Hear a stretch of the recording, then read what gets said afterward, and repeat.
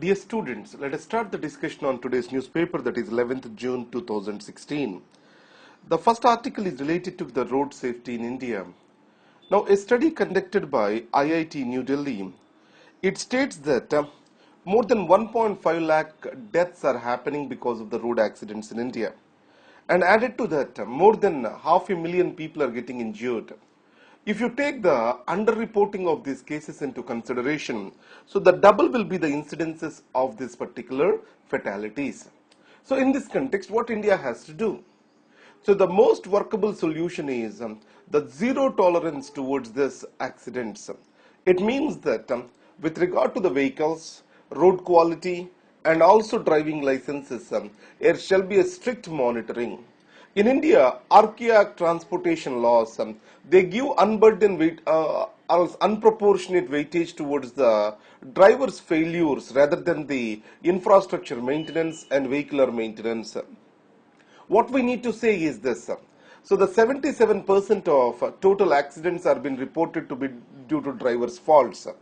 But in reality, these might be due to improper maintenance of the vehicle or due to improper maintenance of the road.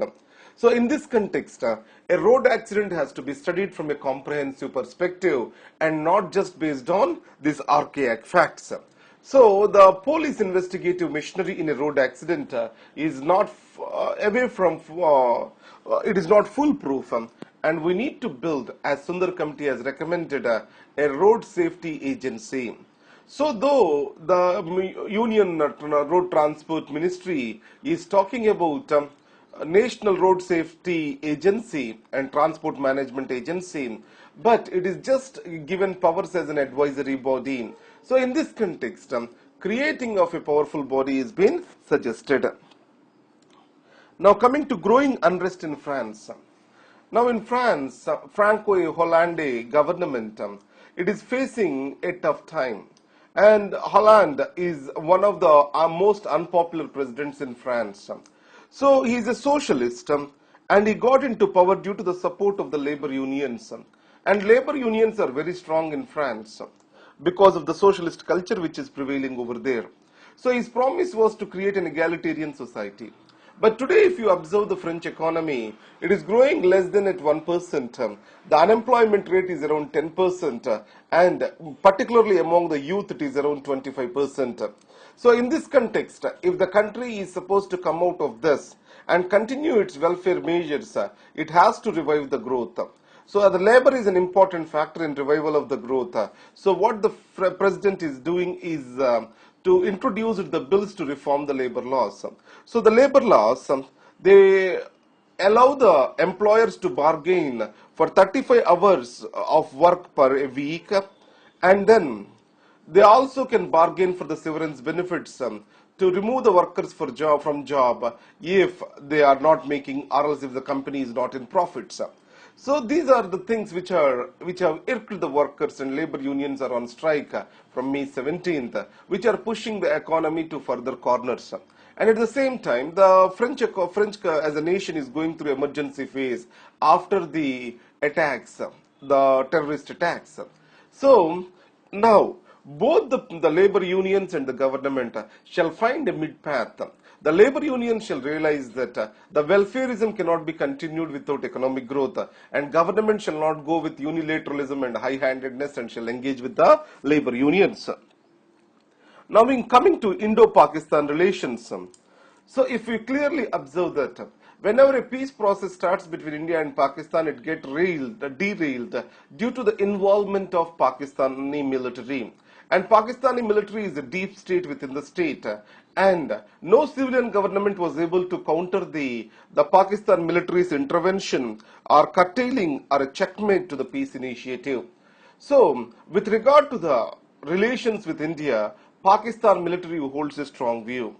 And added to that, the political differences between the existing parties, that is PPP and Nawaz Sharif's party, and personalized style of working of the prime ministers without institutionalizing the peace process in Pakistan are the added problems. So in this context, if India-Pakistan peace process has to move forward, a dialogue has to happen between the civilian and military establishments in Pakistan, and also India shall find one or the other way or backdoor routes to engage the Pakistan military. Then only a long-term peace can be brought in. Now coming to NSG membership and Modi's doctrine and also India-US relationships, China.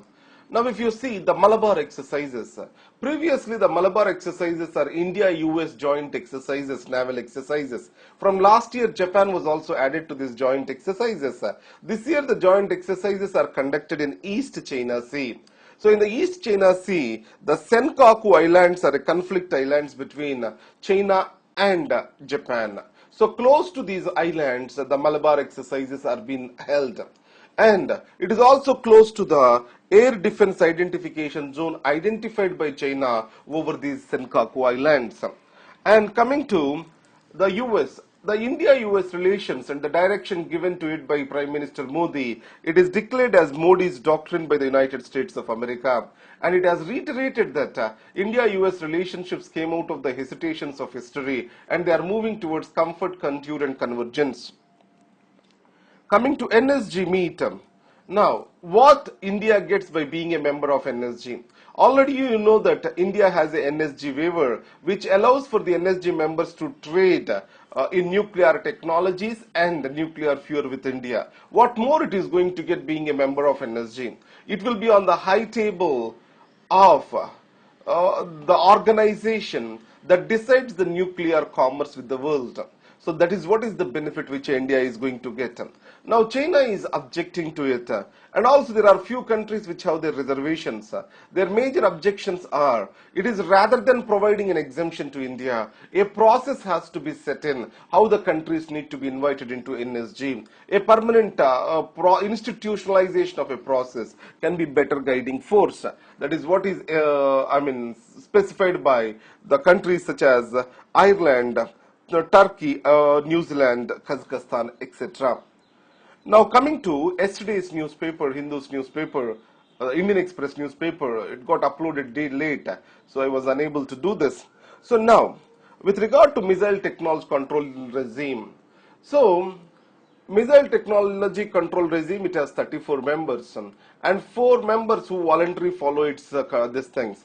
These are Israel, and added to that Romania, Slovakia and Macedonia. So if India joins, it becomes 35 members plus 4 members who voluntarily follow that.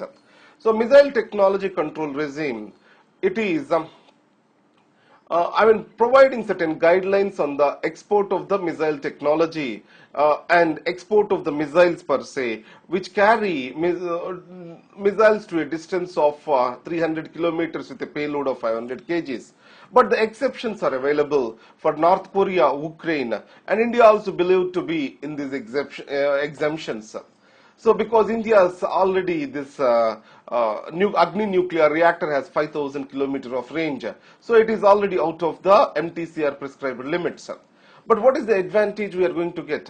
So there are category 1 and category 2 exports which MTCR regulates. Category 1 are the sensitive technologies used in military, especially the drones, etc. Category 2 are, they are mostly for civilian purposes which are exported with a caution.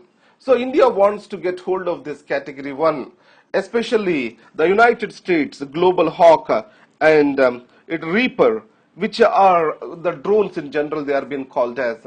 So US is the only country which is producing them, and there's no other country has technology to have them. So US is not exporting them. If US brings them under export, India wants to have the first hold of these things because they are effectively used against the terrorists in Somalia and also in Afghanistan. Now, again, second is this thing. China is not a member of MTCR, and also there are technology sanctions of the United States which are running against China because it has supplied the ballistic missiles to North Korea, Iran and Pakistan.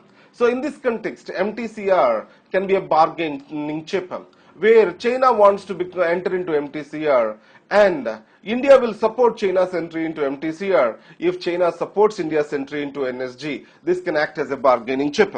And then Coming to NSG, so India will reach to the high table of nuclear commerce and the rules that set the nuclear commerce by being the member of NSG. Now, the strategic symphony. So here, see, Raja Mohan describes the India-US relations on three major fronts. One is India-US Civil Nuclear Cooperation Agreement, other one is defense, and the third one is growing convergence on Indo-Pacific arrangements. These are the three things. Now, if you see India-US Civil Nuclear Cooperation Agreement, already I have discussed this in detail. And finally, Westinghouse is establishing 6 nuclear reactors in Andhra Pradesh at Kovada. And then, with regard to defense, this thing, in 1962, after the Indochina War, both the Prime Minister Nehru has reached to the President Kennedy. But with the death of both the leaders, the defense cooperation did not move forward, and it was revised in 2005 with India-US Defense Cooperation Framework Agreement. And finally, today, the relations reached to such a level where US declares India as a major defense partner, which brings it on par with its close allies such as NATO, Japan, etc. Now, close your eyes. So this is about CBFC, Central Board of Film Certification, and it says the CBFC cannot be a moral compass to the films and cannot be a political filter. It means that it shall certify the films but not censor the films. Now coming to Connecting Asia, it is about Shanghai Cooperation Organization. You know that SCO has 6 members, that is China, Russia, Kyrgyzstan, Kazakhstan and Tajikistan. Now, and Uzbekistan, another thing. Now, India and Pakistan are going to be the functional members of SCO. Till date, they are the observers. SCO, though being energy dominant, filled with energy dominant countries, but it failed to show economic impact on the world relations. The major reason is the standoff between China and Russia. If it wants to gain the economic significance, its connectivity with One Belt, One Road initiative is crucial. In this context, India is not yet determined or committed on One Belt, One Road initiative. So, India has to make a view forward onto this. And the second thing is, India-Pakistan's entry into SCO, it provides for access to Indian Ocean to the SCO members. So that is one welcomeable step. So these are the articles for today. Thank you very much. All the best.